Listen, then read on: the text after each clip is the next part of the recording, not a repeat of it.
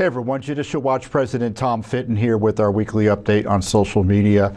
So much going on here in Washington, D.C. as a good part of our country suffers the after effects of a major hurricane and seeming incompetence and politicization from the Biden-Harris administration. I'll give you the latest there. A new scandal involving Harris, specifically her husband. The Secret Service is completely out of control. The details are going to shock you. Plus Trump is going up to Butler up to Butler this weekend. So I'll give you some briefings there. And I've got so much to talk about. I've actually have a list here.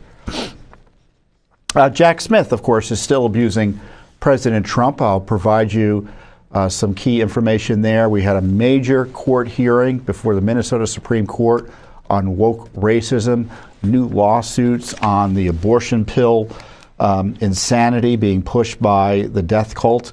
Also, new documents about a health emergency about President Biden that evidently no one knew about, but for this material, recordings that Judicial Watch has gotten. And plus, what is Biden up to? Is he actually running the White House? Should the 25th Amendment be invoked? We have a lawsuit on that topic as well. So first up is the Hurricane Helene that has decimated the southeastern United States. Hundreds killed. The bodies are still being recovered. North Carolina particularly devastated. And the concern is that FEMA and the Biden administration has been slow to act. And I've highlighted mainly because there's no one running the Biden administration. Joe Biden is cognitively disabled. He was up at the beach on holiday, as he is all the time, it seemingly these days, as this natural disaster and catastrophe occurred in multiple states. And of course, the agency that's supposed to be taking care of emergencies like this and providing necessary support is FEMA. And a lot of folks believe that FEMA is a disaster itself, let alone an agency that can help address disasters. And FEMA is, their headquarters is near Judicial Watch's headquarters here in Washington, D.C. And I went down to explain to the public what we're up to in that regard. Hey everyone, Judicial Watch President Tom Fitton here in front of the FEMA headquarters in Washington, D.C. I know a lot of Americans are concerned about the failures, evidently, of the Biden-Harris FEMA operation to respond appropriately to the hurricane. Folks are questioning whether monies that could be available for Americans are being spent on the Biden border invasion, or whether monies are being restricted and FEMA is interfering in relief efforts for the victims of the hurricane. Are politics and competence getting in the way of protecting Americans? Well, your Judicial Watch is on it. We've got several FOIA investigations going already, and you can be sure we aim to get to the truth about Biden-Harris FEMA scandals. Well, as you know, Judicial Watch is America's leader in the Freedom of Information Act, and we've already submitted FOIAs. Elon Musk, for example, has been highlighting interference alleged by Biden agency officials in the distribution of aid by him and other heroic private actors trying to rescue and support Americans down there. There's a tweet he just issued shortly before I began this recording. So he just received something from one of his colleagues talking about FEMA. They're now about to shut down the airspace to regulate the private choppers we are riding. Please go down. Into deliver, go back up. Deliver Starlink and supplies. We are pushing back with Trump team as well to help us, but not looking good. We need help to get word out about FEMA. We spoke with Ivanka and handed out Starlinks with her yesterday, but FEMA then showed up and started blocking us. The largest concern for us here is the FAA throttling flights for our choppers where they are requiring to-from information and mission now to deliver a discrete code. Doing this take a long time and very cumbersome in the ops. And then go down a little bit. So Pete Buttigieg, the hapless Secretary of Transportation, who spent his time over the weekend reportedly helping Tim Walz prepare for the vice presidential debate, responded with the usual claptrap from government officials. No one is shutting down the airspace, and FAA doesn't block legitimate rescue and recovery efforts. What does that mean, legitimate rescue and recovery flights? If you're encountering a problem, please give me a call. And then Elon responds, there are hundreds of reports of FEMA, FAA report blocking flights. This literally just happened. I will follow you. Please DM me the number to call. Then this is classic. 35 minutes later or so, or an hour later, still waiting. The helicopter is trying to land to deliver critical supplies. What's the number to call? So this is your government at work. And Judicial Watch has already submitted a FOIA request on this Elon Musk report and other reports that FEMA is interfering with rescue efforts. And the other concerns, as I noted in the report earlier, is that FEMA has spent a ton of money taking care of illegal aliens, and supposedly just has barely enough money to deal with hurricane recovery efforts. Now, I know Republicans are upset about that, but I hate to kind of what's the phrase? Throw a wet blanket on their argument or burst their bubble. They've been funding this crap. I mean, to complain about FEMA spending money on illegal aliens when you're writing the darn check is, to me, I mean, are we supposed to check our brains at the door when these politicians make these arguments? I don't understand it. And you know, as I warned earlier this month, they were planning. They came back from a 6-week vacation, August break on September 8th, spent 2 weeks arguing about this continuing resolution, which is a blank check to everything they say they oppose, including monies like they're talking about now being spent on aliens. And I was talking to folks on the Hill, and it was clear they were just trying to get out and don't want to do anything till the end of the year. Here's what I reported. Well, I've had a few meetings here in Washington, D.C. this week. It's pretty clear that most of Congress is thinking of ways to get out of the city without doing anything for the rest of the year.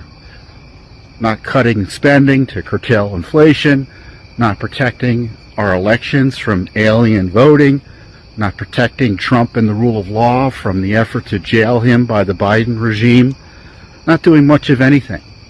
And frankly, if you're interested in having Congress do something, you should contact them now. 202-225-3121. That's 202-225-3121. I don't know if you can see me. I've got the video in front of me. There we are. So, sure enough, that's exactly what they did. They fled town. They voted for the CR to fully fund everything they say they hate. They didn't even pass the one thing they were fighting about, which was the effort to better ensure that illegal aliens, or aliens generally, can't vote in our federal elections. And now they're gone. They're gone until November 12th. And no one's expected to do anything much until at least the end of the year is when the CR runs out. So for all the complaints you hear about FEMA and the way they're spending money, that's the Republican-controlled House's fault, in part. And they have the pole position in terms of being able to leverage, if they wanted to, government shutdowns or the threats of shutdowns or continued government funding to ensure that money isn't wasted on supporting illegal alien invaders, and that the focus is on when emergencies come, if the federal government's supposed to provide support, that they have adequate support to do what Americans want them to do. And that clearly isn't happening right now in the South. Now, why is that not happening? Well, I think based on my experience is that the government basically has all the money they ever need to do whatever they want at the time they're doing it. I know there are some technical aspects of that make that more difficult in practice to pursue, but if they want to spend the money, it's there. And I don't think they want to spend the money down that way because there's a bunch of Trump voters there. They're not Democrat enclaves. And you may say, well, that's outrageous, Tom. Why would anyone think that way? But that's the way these bureaucracies think. I mean, politicians take care of their friends first. Western North Carolina is Trump country. And, Trump made a show of going to help people before, Kamala got back from her fundraising on the West Coast and Joe got back from his sunbathing up in Delaware or whatever the heck he was doing up there. Convalescing, really, in many ways. And so that's why, in my view, you've got this issue of competence and politics, and it's an ugly mix when it comes to FEMA deploying assets and resources. And I have no doubt they are curtailing private relief efforts because the private relief efforts make the Biden-Harris regime look bad. And if Americans are harmed in the process, too bad. And that's why Judicial Watch has the Freedom of Information Act request already out. We've done a FOIA request on Elon Musk's tweet.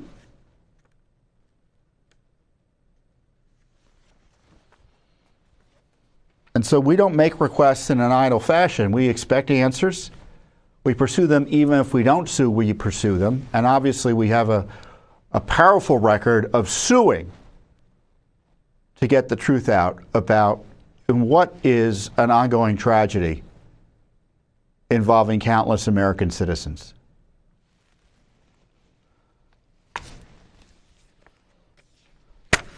So if you've got information about this FEMA scandal and you work in the government or you're affected, you're seeing what's happening down in North Carolina or Georgia or South Carolina or Tennessee, wherever, let us know. Maybe there's FOIAs we can pursue.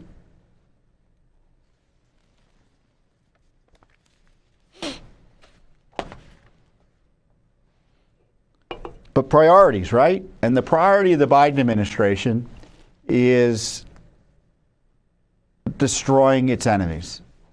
And we see that this week with the release of what I believe to be nothing more than a campaign document disguised as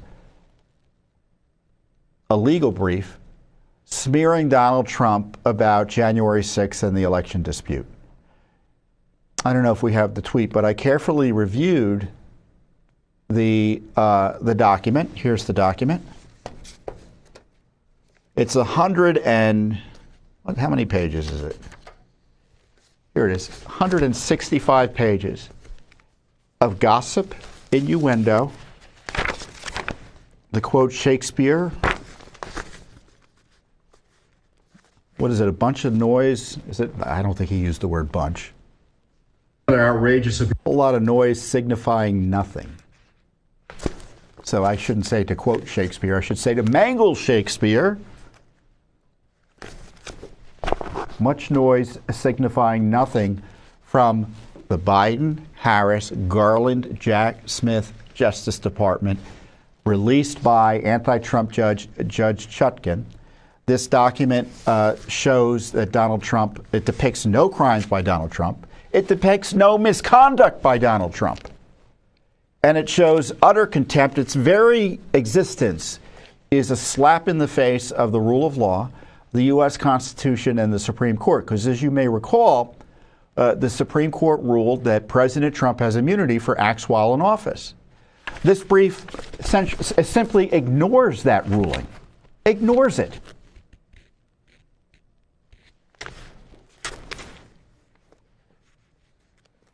And what they do is they simply allege obviously public acts or acts as president are private, as if that makes any sense. So the whole process is built on a house of illegitimate sand, right? Because under the Supreme Court's ruling, they weren't allowed to gather information, one would argue, or one might argue, about the president's official acts the way they did here. Instead, they used improper evidence gathering, improper inquiries into his official activities to try to concoct a crime that could throw him in jail. And when is this released? A month before the election. Talk about abuse of power. Talk about a banana republic. Talk about election interference and election rigging. As I said and noted before, this election's already been compromised by the election interference of anti-Trump prosecutors in Fulton County up in New York, anti-Trump judges, Judge Chutkan, the New York judges, and most directly, the Biden Justice Department, Jack Smith Garland, the Harris appointees over there, who are desperate to try to smear Trump in order to save the Harris campaign. And the irony is, who knows, maybe Harris could win. But they can't help but try to rig it. And so the election now, again, it's further compromised thanks to this document. And, I've seen this misconduct up close from Jack Smith, the FBI, the Biden, Harris, Garland Justice Department, because I've been victimized by it. Your Judicial Watch has been victimized by it. As I note, the FBI came to my home with a subpoena, and then Jack Smith's team spent 4 hours harassing me before a grand jury. In retaliation for daring to raise questions about the rigged and ruined 2020 election and for opposing Biden's government corruption, his lawfare.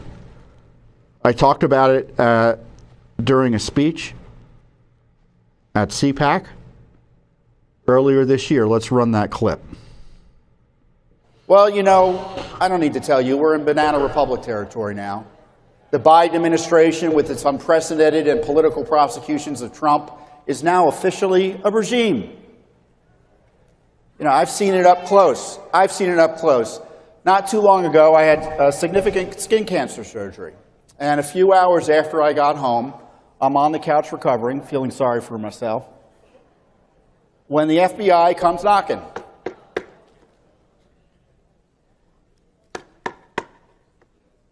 They came knocking on my door with a grand jury subpoena from the Biden DOJ. The agents tried to be pleasant and helpfully pointed out that something had come from me from Amazon. I suspect I am the first person in American history to receive FBI notice of an Amazon package delivery. I ended up being hassled and abused by the special counsel team for 4 hours over Trump documents, my First Amendment rights, and what I had for lunch with President Trump. It was a partisan fishing expedition. Frankly, it was like having to spend a day on an MSNBC panel. But I knew why they brought me before that grand jury. It was payback and intimidation for daring to defend Trump against their abuse of power.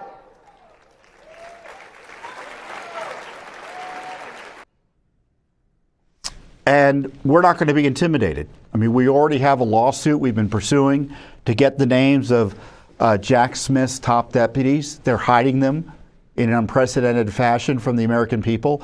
The government employees who are trying to jail a former president, we're not asking for their secretaries' names. We want the top people's names to find out and be reassured or expose about the details of any political bias, or just to know who they are because they work for us and we have a right to know. I mean, this is, when I say regime, I really mean it. This is Banana Republic, third world style Justice Department activity. And we saw it with this political game played by the courts in league with the Biden-Harris people to try to interfere in our election with these smears of Trump. So we've got the litigation about what Jack Smith is up to. We've got the litigation about the abuses of Trump.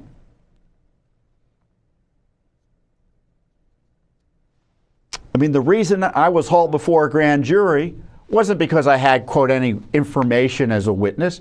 It's because we were bugging the Justice Department with lawsuits, because we were criticizing them publicly, because we are a leader for government accountability, and they don't want government accountability. They want to be able to abuse with impunity, and we're not going to let that happen. So I know what Jack Smith is about. I've seen it firsthand.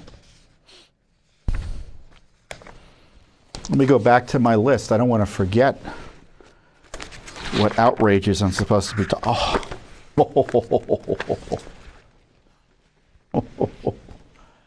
So, we've been lectured the last few weeks about how masculinity is being redefined by the partisan left. I mean, look at this. I had a reaction to this video of, was it the CNN anchors talking about too much testosterone? Look at this. Something that has also been an important part, or an interesting part of how people have talked about your role here, is how your role has reshaped the perception of masculinity. And I'm not sure you planned on that, but you are an incredibly supportive spouse. Has that been an evolution for you? And do you think that's part of the role you might play as First Gentleman? It's funny, I've started to think a lot about this. I've always been like this. My dad was like this. And to me, it's the right thing. Yeah, that was MSNBC, and there was this other video of CNN talking about how wonderful the new definition of masculinity was over at the convention. Still grabbing. So, do we have it yet? Okay, well, forget about it. So, Mr. Emhoff is the epitome of the new masculinity. I guess, you know, when you hear the left media complain about too much testosterone and redefining masculinity, what they're saying is they don't like the idea of men generally. I mean, it's completely anti-male. It's misandry, right? Misandry, I think, is the pronunciation. And the irony is that the new masculinity evidently entails hitting women. We have this quite credible report in the Daily Mail that Mr. Emhoff, Vice President Harris's husband, was involved in domestic violence.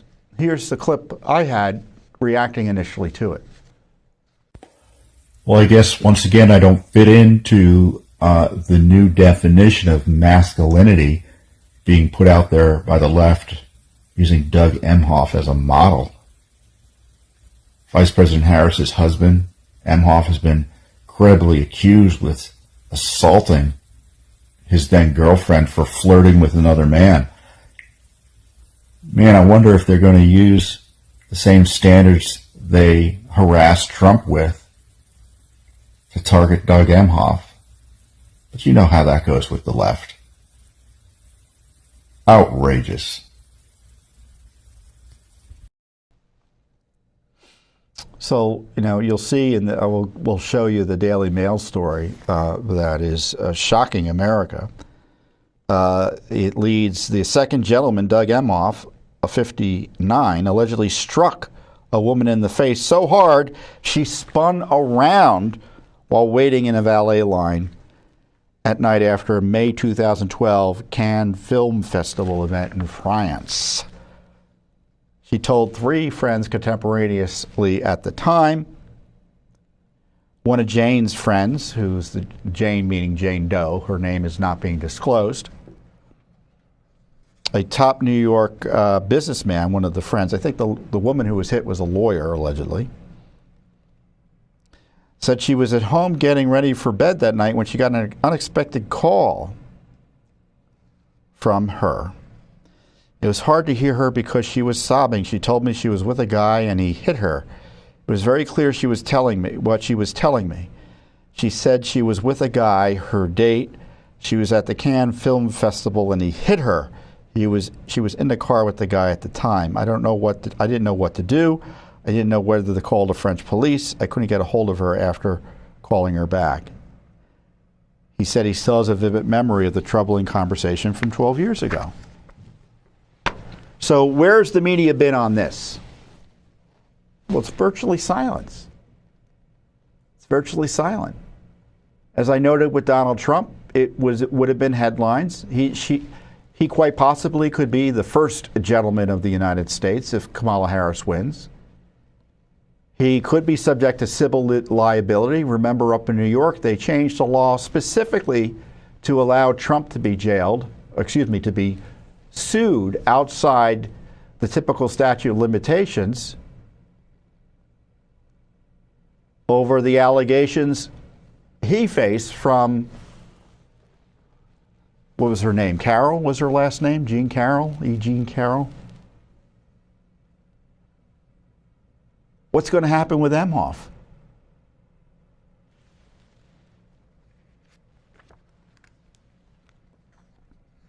But it highlights the double standards. I don't know if he actually did this or not. I mean, it's credible enough. It's a credible enough report. And he issued a non-denial denial. As I noted on my Twitter feed, I don't remember what the specific language was. I don't know. Can anyone call it up? He talked to Semaphore, made a statement. I think he said that. Do we have it? Looking. So I raise this not because it's the number one issue in America, but the question is, what are the standards that the media has, that our law enforcement community has when it comes to assault and battery? And here we have, remember, Joe Biden was credibly accused. Media didn't care. Doug Emhoff, credibly accused. Media doesn't care. And of course, Trump, he'll probably be impeached 3 more times about things like this if the left gets their way.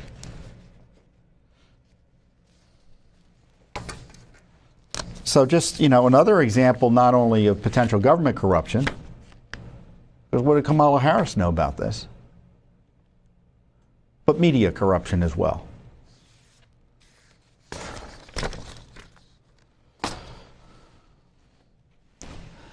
So this country faces so many crises. There's a war in the Middle East, Iran attacking Israel, Israel trying to defend itself, violence, I think, that is erupting because of the weakness of President Biden, and I'll get into that later. And of course, the other crisis, speaking of Iran, is the threat, the ongoing risk of death for President Trump, not only because of threats from Iran, but the failures and competence in politics of the Secret Service. And, one of the most outrageous things about what happened to Trump, and there are many, it's bad enough what the Secret Service did or did not do in terms of his protection, but the subsequent cover-up continues to be astonishing, even to me. And I'm used to seeing a lot of cover-ups as head of Judicial Watch. And I was just talking a few weeks ago about the FBI covering up virtually everything about the first Trump assassination attempt. Let's go to that tape.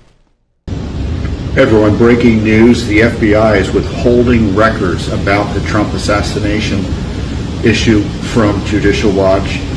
They're citing law enforcement proceedings and interference with such to hide any records they have about coordination with the Secret Service before Trump's speaking event up in Butler, Pennsylvania, that resulted in his near death from an assassination attempt. This is on top of the Secret Service withholding records from Judicial Watch as well. Now, Judicial Watch is initiating proceedings that will likely result in lawsuits, but there is a coordinated, it looks like, and comprehensive cover-up on the Trump assassination attempt from the Biden administration. And that cover-up continues. We have at least one federal lawsuit. There's been against the Secret Service about their failures to protect Trump or to provide the necessary security for Trump. And as best as I can tell, the FBI and the Secret Service have yet to release any documents under FOIA. The good news is, for transparency, is that Judicial Watch has kind of threaded another way to get some documents and information, and that's from local officials in Pennsylvania who are trying to comply, it looks like, with the right to know law in Pennsylvania. It's literally called the right to know law. And we received some documents that are going to be unpleasant, so if you don't like blood and guts, don't watch the next minute or two of this broadcast. But the Beaver, I think it was, is it Beaver County or town of Beaver? Yep. Which one? County or town? Huh? Beaver County, Butler, Pennsylvania. Beaver County and up near Butler. They had a sniper team that was providing support to the Secret Service and their local colleagues, and we were able to obtain, thanks to our persistence, some documents from them, specifically photographs, text messages. We have some video as well, and other operational details and reports, and we're still examining them. But here are some of the photographs we received that include, there you have the blacked out or whited out picture of the shooter dead there on the roof. Pictures that we've previously disclosed that Judicial Watch had exclusively obtained earlier. But I want here, stop it here. I want you to look at this text message here.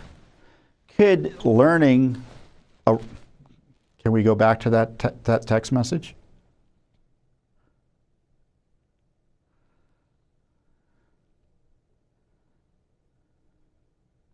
Stand by working on it. Okay. Go to the next one. Kid learning around the building. I guess that's a typo. We are in. I did see him with a rangefinder looking towards stage. FYI, if you want to notify Secret Service snipers, look out. I lost sight of him. Also a bike with a backpack sitting next to it in the rear of the building that was not seen earlier. Then someone says, call into command and have uniform check it out. So you can see that they began to notice, and the shooting was some time after that. So kind of a dramatic illustration that they knew. So let's look at some of these other photos here.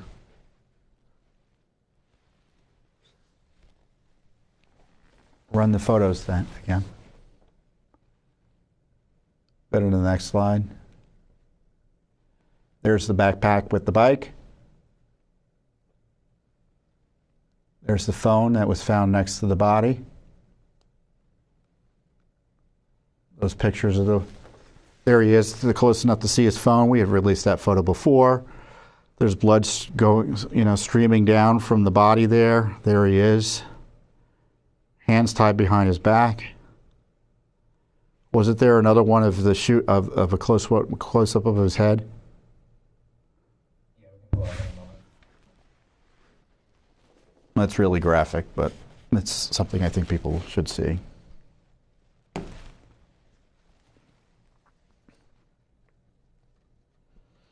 So all of this is released not because of the federal government, not because of Congress, but because of Judicial Watch.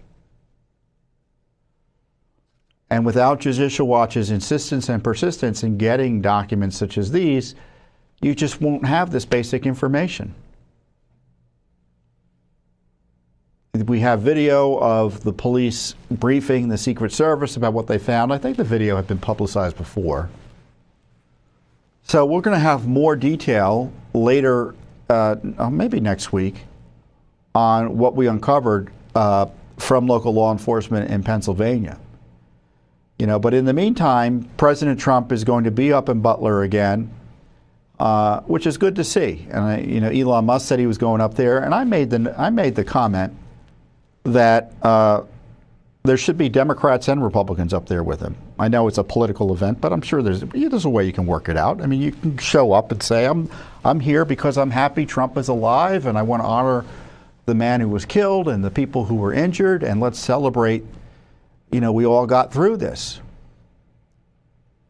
But, in the meantime, I guess that's kind of a naive wish of mine, right? Because the left has decided to continue to eviscerate Trump, incite violence against him. As I noted after the second assassination attempt, the left's response was, oh wait, I just dropped one of the releases here, 1 second. The left's responses were to say that he deserved it. His rhetoric caused the shooting.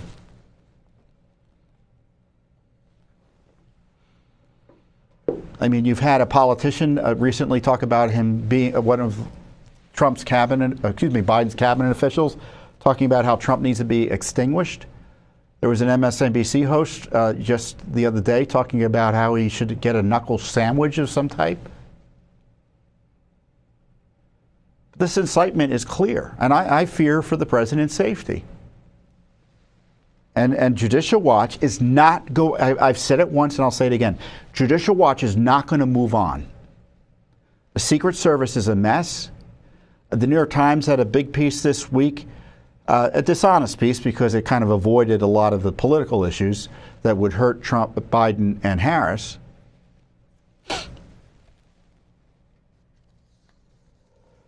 But the piece suggested that, the Secret Service was hemorrhaging staff because it was a miserable place to work. Corrupt, full of favoritism. They ignored the DEI garbage that Judicial Watch has exposed. The efforts to place, the reality that they were placing agents at risk to cover up abuse by Biden with his dogs biting them. Imagine working for Biden and him allowing his dog biting you and 24 of your colleagues and nothing being done by your leadership. Would you want to be in that agency? Of course not. And of course, they've been denying Secret Service protection, adequate protection to President Trump. They've been lying about it. They tried to lie about it.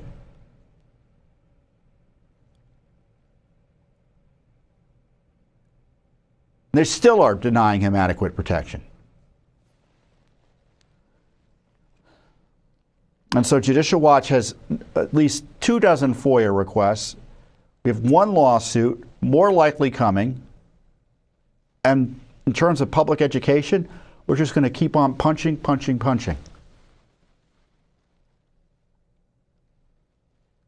about the corruption at the Secret Service. Because there are agents there who are putting their lives on the line and who are being put needlessly at risk by the leadership because of their failures. I mean, so when Trump is almost killed, that means the agents around him are almost killed. When the perimeter is insecure at the golf course and there's a guy with a gun aiming at Trump, all those agents and law enforcement around are put at risk. This is a much bigger issue than just protection of Trump. It's protection of the agents as well. And that's why we've been adamant in demanding accountability.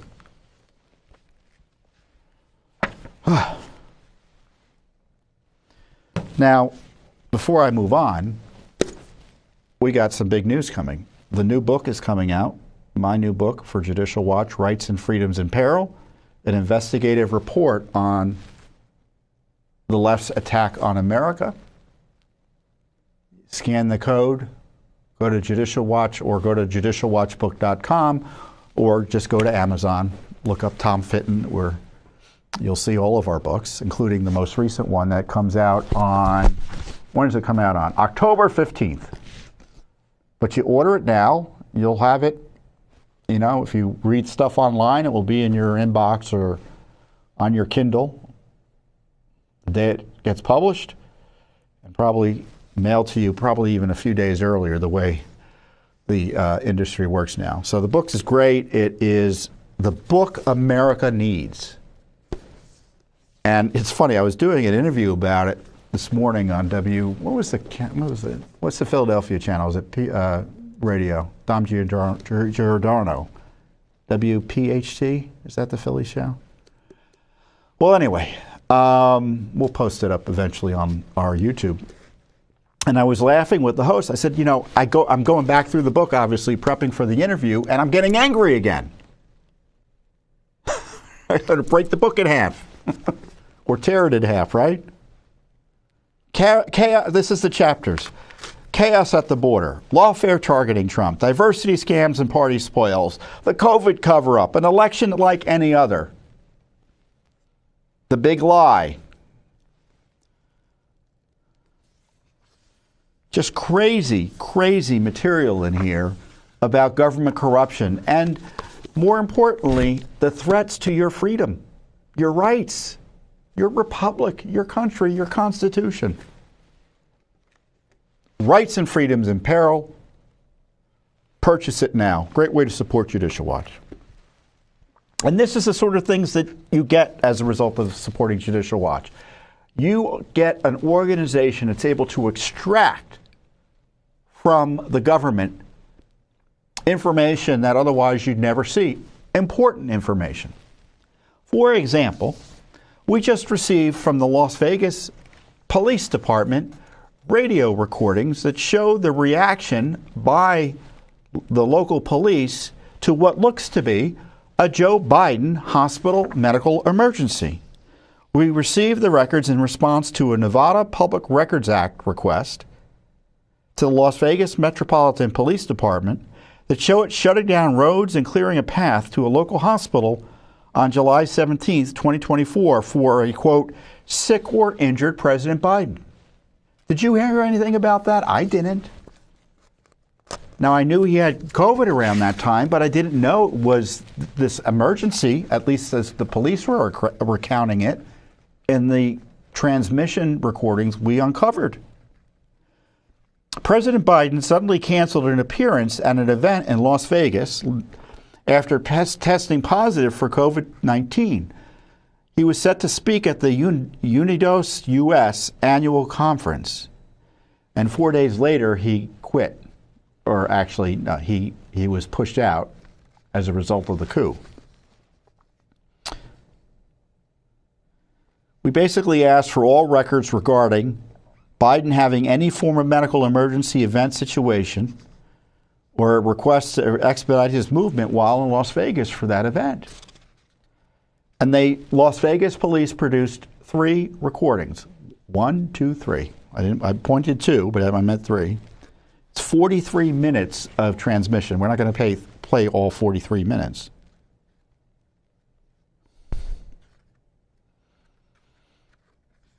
So we do have excerpts from the audio which show that clearly there was something going on with Joe Biden at the hospital. Let's play some of those transmissions. All right, so right now they're on a hold for something with the president. So if you can go ahead and let some of that north and south flow, but not east and west, just north and south, please. Everybody on the radio right now. POTUS is 421. He's being seen, so we're kind of waiting to see how this is shaping out. So for everybody's knowledge, he's 421 right now. We're just trying to figure out what's going on, and we're going to go from there. Can you have all the units that are assigned to the motorcade come down to Desert Inn and Eastern, DI and Eastern, and I need them here ASAP. You say ASAP, do you want us code 3 there? Yes, please. All units on this channel, 302. What we're going to do is the tail car is going to be in a black Explorer. They're going to get out in front. We're going to go south on Eastern, and they're going to deploy you. So the first car behind the EP Explorer Just listen to what they're telling you and deploy you. And then each car after that will be deployed. All right, everybody, keep in mind, for this one, we're trying to go for a full closure. We need a full closure, so it needs to be north and southbound on Eastern as well as east and west on Russell. We are going to shut down everything. 302. Secret Service is requesting a code 3 response. For all my units at the airport, be advised, the motorcade is at Air Force One, so just hold your road closures tight. Okay, so something was happening. Code 3, they wanted, it was an emergency situation where President Biden was being seen. And I don't know about you, but I'm not aware of any detail about that other than he had COVID.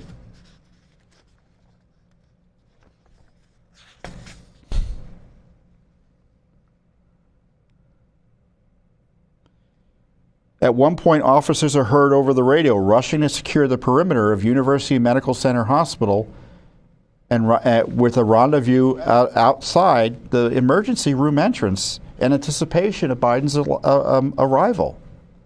A max TAC alert, meaning maximum tactical alert, is declared over the radio.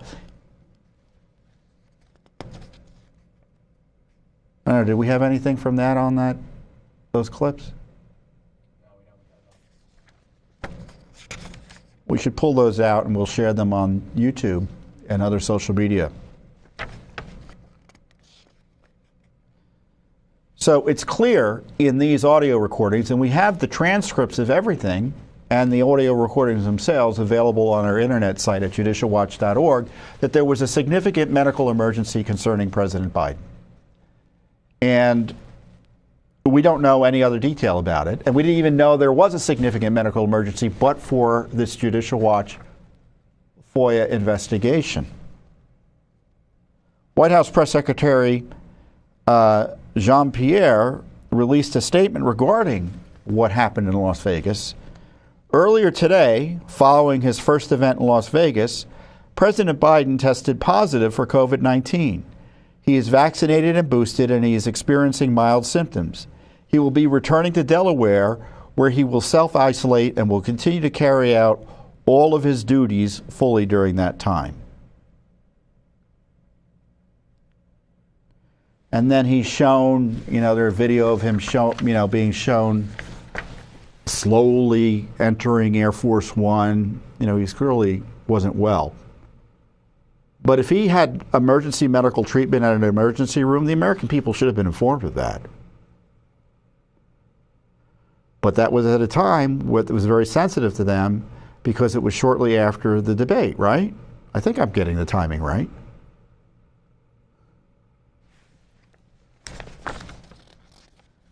These Las Vegas police recordings raise significant questions about the American people, about whether the American people were told the full truth about President Biden's health status. I'd say. So pretty incredible stuff from Judicial Watch. President Biden had a medical emergency of some type in Las Vegas, and we wouldn't know about it other than Judicial Watch. And it's not enough to say, White House, oh, well, we told you he had COVID. Well, he got emergency treatment for COVID at an emergency room? That's mighty different than just having COVID. So, some questions that need to be answered. Let's see if anyone's aware. Well, Congress isn't going to do anything. They're out till after the election.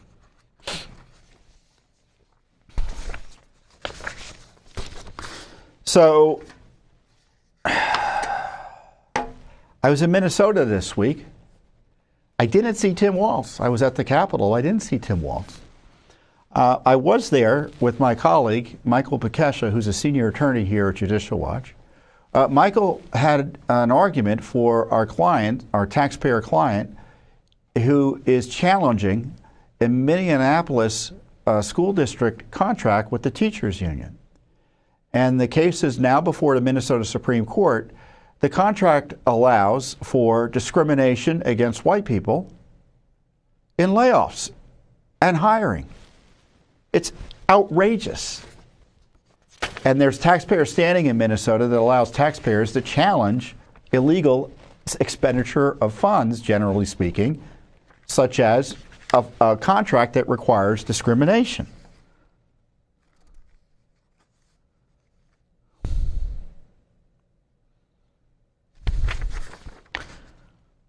Among other things, the contract, this is from the lawsuit, the contract provides preferences, protections, and privileges for Minneapolis public school teachers of certain races and ethnicities under a section entitled Article 15, Protections for Educators of Color.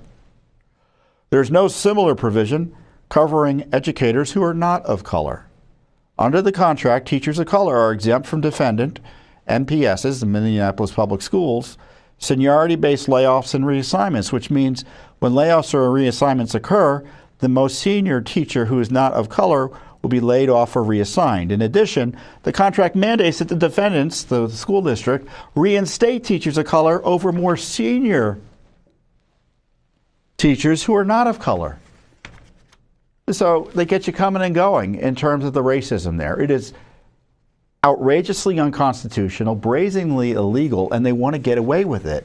And in court, they've been arguing that our taxpayer client doesn't have the right to challenge this outrageous abuse of tax dollars, running a racial spoil system in Minneapolis using your tax dollars. I mean, what's really outrageous is that Judicial Watch has to come in and do this to try to get it stopped. Where are the feds? Where's Tim Waltz? So the lower court first threw it out, didn't want to deal with it. The appellate court said, of course there's taxpayers standing for this. So the teachers' unions essentially are all aligned against us in Minnesota. So we're facing some powerful interests. The Minneapolis Public Schools appealed their loss and tried to get now the Supreme Court to shut it down of Minnesota. And so that court is, it has almost all appointees of Democratic governors. But that doesn't mean we're going to lose. Indeed, a Democrat appointee wrote the appellate decision that resurrected our case now that we're trying to defend before the Minnesota Supreme Court. So Michael and I went up to St. Paul, and our local counsel, Dan Rosen, was there with us.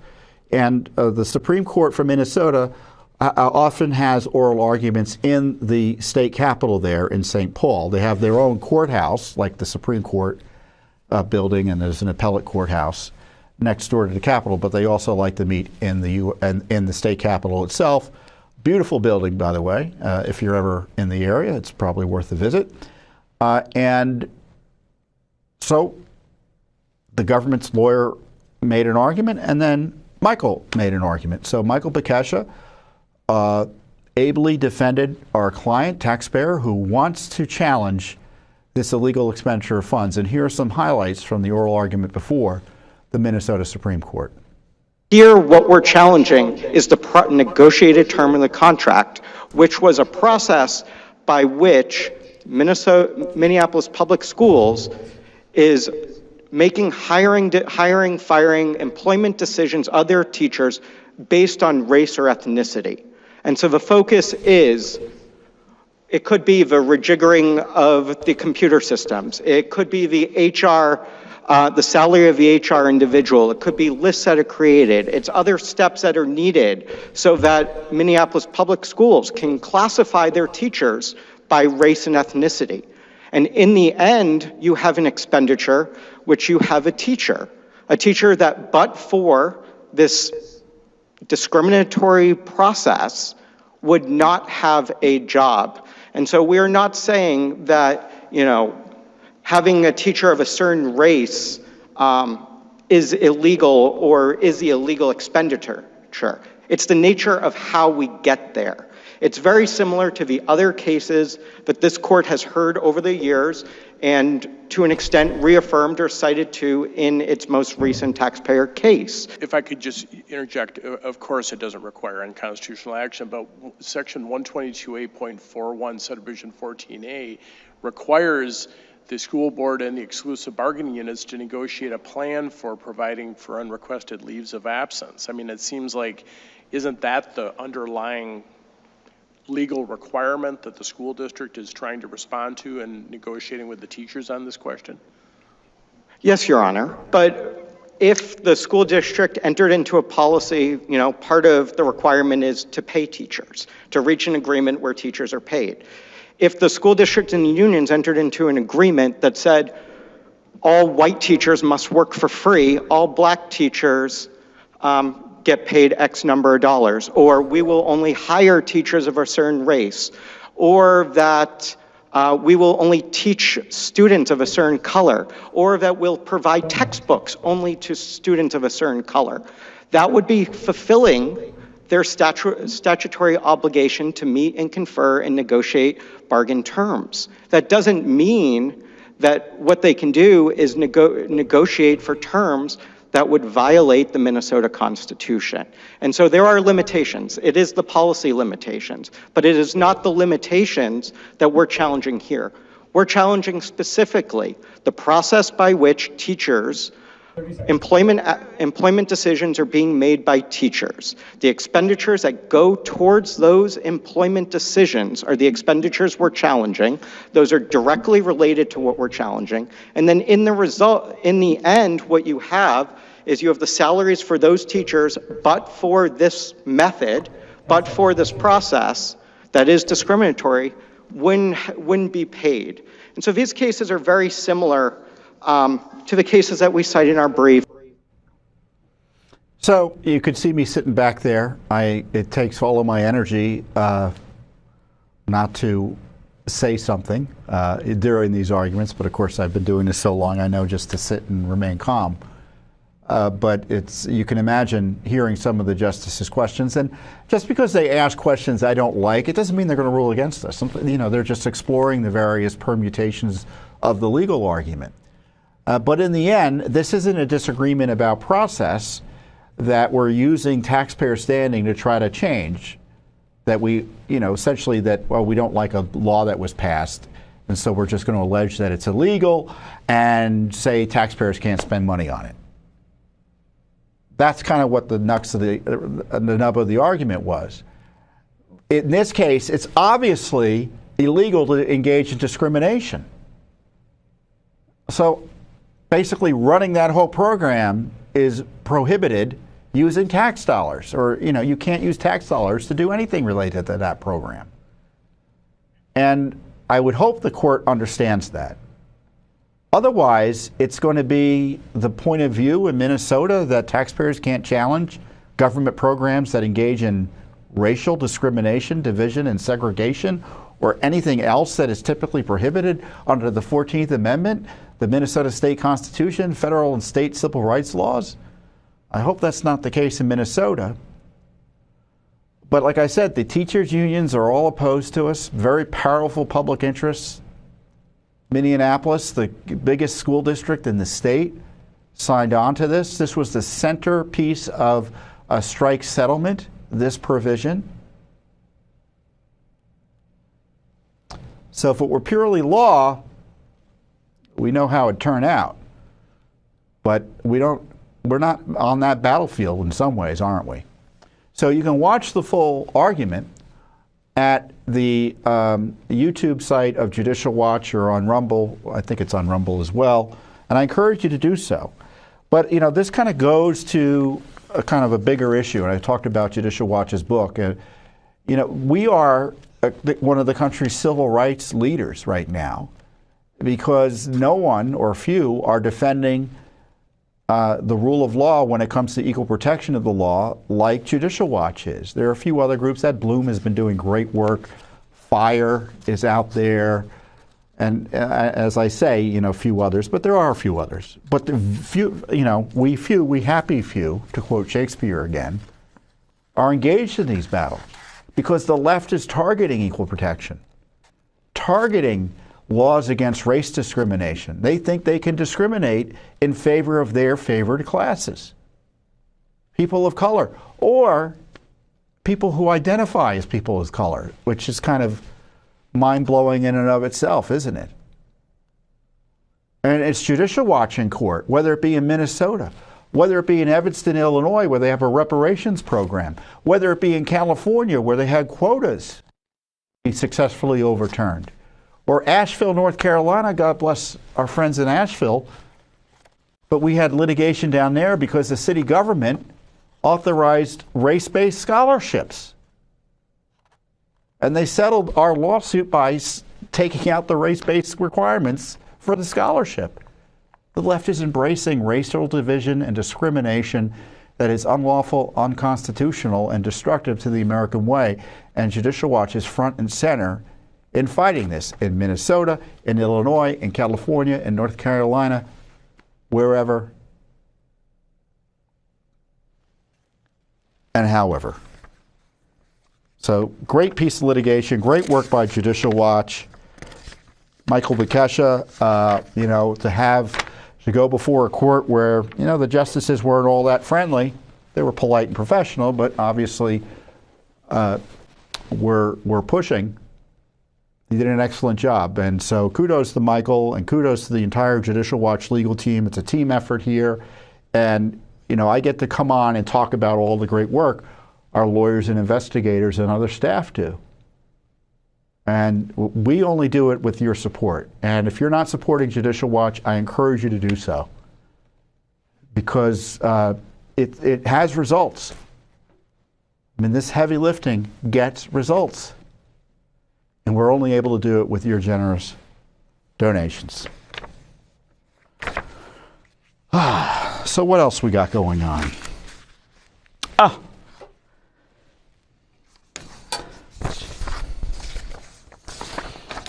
Speaking of crises here in Washington, D.C., we have the crisis of President, as I've noted earlier in the program, President Biden being completely out of it. He's cognitively disabled. It's the reason he is not running for president. According to a report, Obama and others threatened the 25th Amendment on him unless he pulled out of the campaign. Robert Hur, the special counsel, said, well, we can't prosecute him for committing crimes because a jury would think he's just a nice old man with memory problems. And if Garland agrees with that, then he should be calling for the 25th Amendment, right? The 25th Amendment is designed to protect the public and our system from a disabled president. Now, in theory, they were worried mostly, my guess is, about a president who became disabled as a result of an attack or an injury or an accident, right? And they needed the vice president to come in and step up and be able to do and perform the president's duties as commander-in-chief and chief executive officer.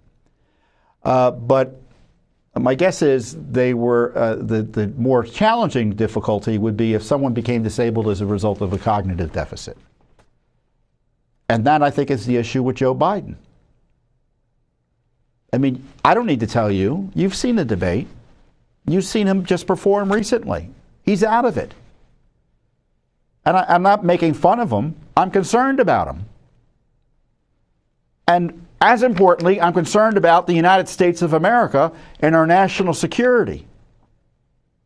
You want to know why there's a crisis in North Carolina and in the South because of the hurricane? Because Joe Biden's out of it.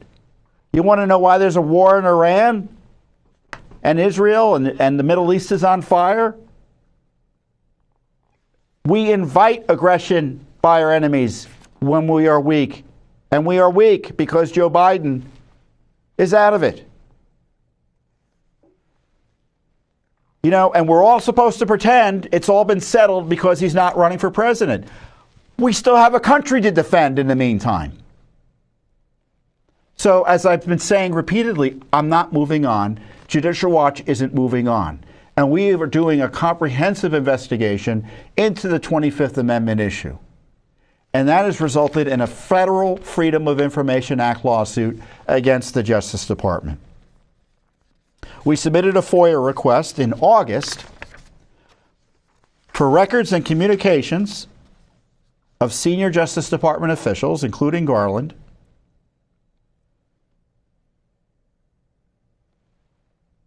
regarding invoking the 25th Amendment against President Biden. As I noted earlier, on February 4th or 5th, 2024, Special Counsel Robert Hur issued the report of the Special Counsel on the investigation into unauthorized removal, retention, and disclosure of classified documents discovered at locations including the Penn Biden Center and Delaware private residence of President Joseph R. Biden Jr. I read all of that because I want you to remind you of the criminality Biden was caught in. In the report, Hur called Biden a well-meaning elderly man with a poor memory and declined to charge Biden with a serious felony. And this is the specifics. We have also considered that at trial, Biden would likely present himself to a jury, as he did during an interview of him, as a sympathetic, well-meaning elderly man with a poor memory. Based on our direct interactions with and observations of him, he is someone for whom many jurors will want to identify reasonable doubt.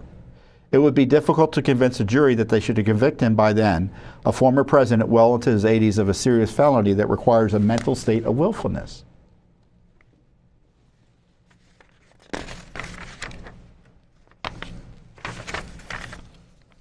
Congressman Claudia Tenney of New York sent a letter to Merrick shortly thereafter. Special counsel's reasoning was alarming. He recited numerous instances in which Biden exhibited dramatically compromised mental faculties and concluded that a jury would likely to perceive Biden as a sympathetic and forgetful old man. It is incumbent upon you to explore the proceedings to remove the president pursuant to the 25th Amendment. Biden needs to be charged or he needs to be removed. There's no middle ground. Exactly. If Garland thinks that Joe Biden's okay, then he should charge him and reject Hur's conclusion. He has an obligation. If he agrees, he should be removed. If President Biden is as mentally sound as he and the people around him maintain, why did he decide not to seek re-election? If he's an elderly man with a poor memory, as Special Counsel Hur for A.G. Garland found, why has he not been removed under the 25th Amendment? And why is the Justice Department unlawfully hiding documents about this serious national security issue?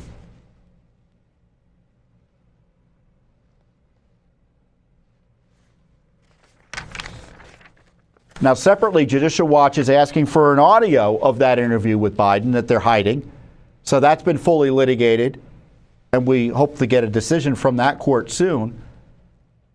But this 25th Amendment issue could save the country if it's implemented properly and in time. Now, I know people say, well, I don't want the new president or Vice President Harris to take on the duties and responsibilities of president. Well, too bad. I'm sorry. That's the way it's supposed to be. We can't have someone not be able to do the job cognitively. I mean, I may disagree with their policies, but that's what the Constitution requires.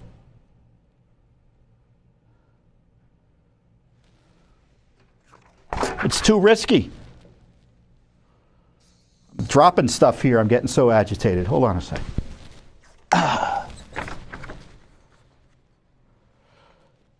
So we sued. We'll see what happens. But I think this should be an issue for every American and every politician here in town. If I were in Congress, I'd be having 25th Amendment hearings. I'd be calling in Kamala Harris. I'd be calling in cabinet officials, asking them about the 25th Amendment. I would be calling in President Biden. Now, he might not want to testify, but you can ask. But we've got to get serious about protecting our republic. I'm tired of politicians of both parties, those who want to destroy the republic and those who don't care that others want to destroy the republic and don't want to do anything about it. And there's a core group who kind of are semi-concerned but never really get their act together. I'm just tired of it. And that's why there's this level of urgency that I hope I'm communicating to you about the work Judicial Watch does, because we're going to try to do what we can within the law to protect the republic, expose what's happening, and allow voters to have an understanding and hopefully take actions within their purview as citizens in terms of pressure and education and also other things to protect our republic.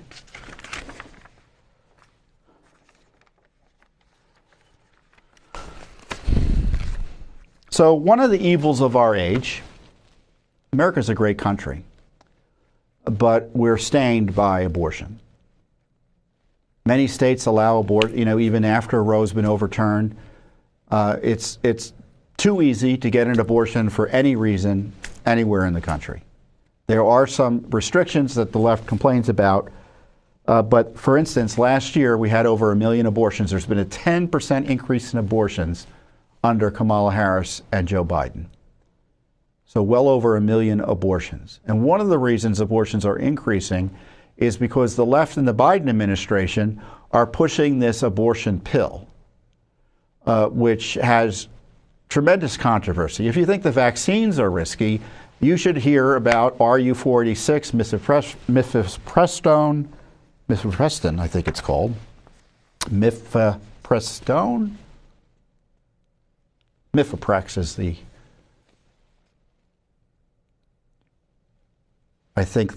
trade name. And it was first approved by Hillary Clinton. I know it was the Clinton administration, but Hillary was behind the approval. So the FDA was corrupted there. So the company that had the pill didn't really want to get behind it because they had previously helped the Nazis kill Jews during the Holocaust. And they thought an abortion pill would be poor public relations. So they were cajoled and pressured by the Clinton gang at the time to allow a secretive nonprofit entity to take it over. I think I'm getting this story right. And then the FDA muscled it through.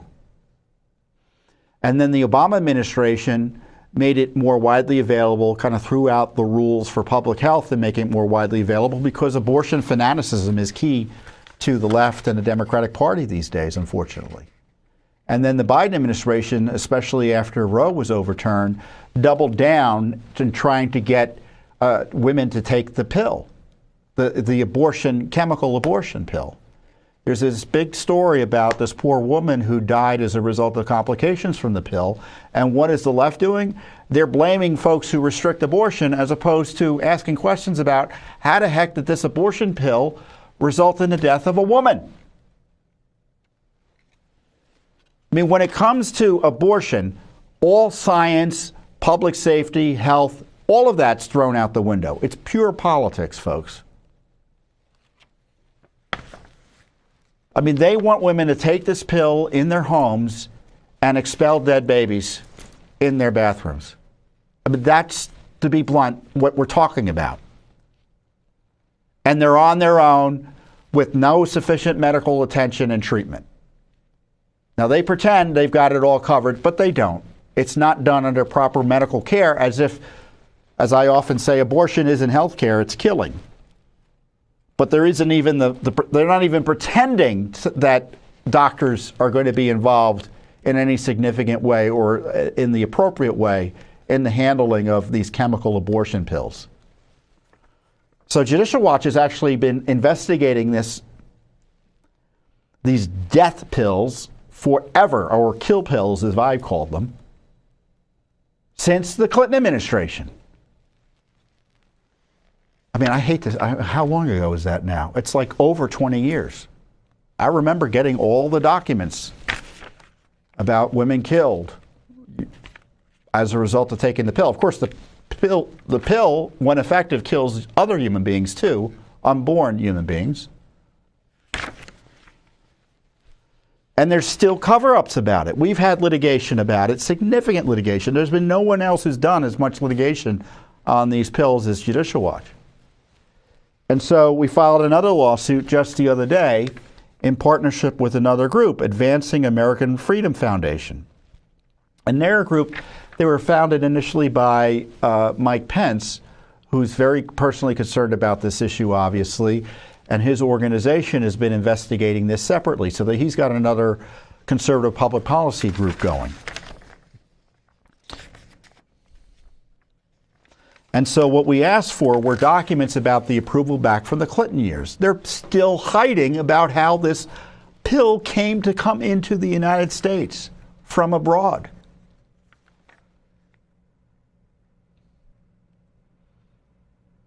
We want documents from between the Clinton White House and the FDA, and how the pill was approved. I mean, he went overseas, the head of the Clinton FDA, to meet with these companies to bring these kill pills into the United States through this radical FDA process. As we note in the release, in response to pressure from pro-abortion activists, the Clinton Food and Drug Administration accelerated approval of the abortion pill in September of 2000. Similarly, the Obama and Biden administrations took steps to make the controversial pill more widely available in a way that undermined its safe use. As Mark Wheat, who is the J. Mark Wheat, who's the general counsel for Advancing American Freedom, says, the FDA has repeatedly refused to acknowledge its role in approving the dangerous abortion drug, mifepristone, and has refused to disclose communications regarding its approval. Advancing American Freedom Foundation has worked tirelessly to disclose the truth behind the FDA's negligence and to bring justice for the women hurt or killed by this drug. The American people deserve to know the facts of how the FDA shirked protocols in order to expand abortions, even at the cost of the health of women using the drug. We're grateful to Judicial Watch for picking up AAF's case. Well, and we're happy to do it. We are happy to do it. From the get-go, as I said, the abortion pill has been promoted by a corrupted and politicized FDA, contrary to the health of both pregnant mothers and their unborn children. That the Biden-Harris FDA is covering up key facts about the approval of the abortion pill while simultaneously promoting its wide use is a scandal. So we filed forensic court briefs with the Supreme Court as they were considering challenges to the widespread use of this pill. The FDA, again, bypassing the rules to get it out. You know, you're not allowed to mail abortion pills, but Biden thinks he can. I mean, it's the rules of the law. The rule of law doesn't apply when it comes to killing the unborn for the left. It's fanaticism. And so our work in this case, in this area, I said, goes back decades. And it will continue as long as unborn children are being killed through chemical abortions with the support of our federal government. I'm proud of this work, and you should be too. So a lot going on, and I'm going to push the book again. Rights and Freedoms in Peril, coming out, there you go, coming out October 15th. Purchase it now, and it's a great book. You're going to want to read it, and by participating in, by getting the book, purchasing the book, you help promote it with others. The more people who purchase it, the more people will know about it. We want to get it on the bestseller list and get more attention to our work that way. I mean, do you think Judicial Watch's work is important? That other people get information about what we're doing? I'm sure you do. One way to do that is to get the word out about this book. So I encourage you to get it. Rights and Freedoms in Peril, an investigative report on the left's attack on America. Get it now at your favorite bookseller. I'll see you here next time on the Judicial Watch Weekly Update. Thanks for watching. Don't forget to hit that subscribe button and like our video down below.